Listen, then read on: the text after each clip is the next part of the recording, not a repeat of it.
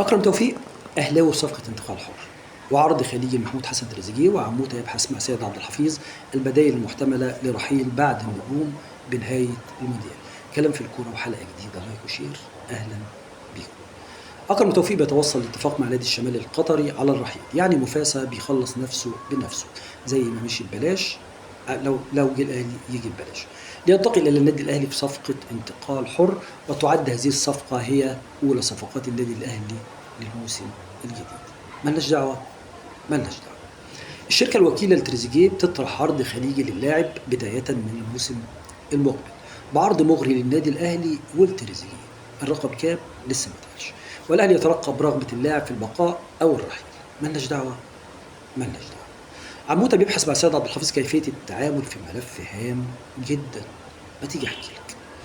في احتمال كبير جدا الأهلي يوافق على رحيل محمد علي بن رمضان عشان عدد مقاعد الأجانب اللي عندنا فيه مشكلة، وعاوزين نجيب مهاجم أجنبي. ده واحد. كمان تريزيجيه والعرض الخليجي اللي جاي له ممكن يتوافق عليه. اتنين، إمام عاشور وتألقه بيفتح الباب لرحيله للاحتراف في أمريكا أو في تركيا برقم كبير جدا. ثلاثة.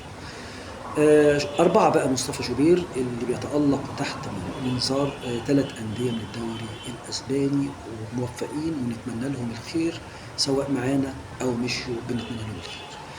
من هنا ابتدى عموته وعبد الحفيظ في تجهيز البدائل المناسبة لهؤلاء النجوم، عشان ما نتفاجئش برحيلهم ونعاني في تعويضهم.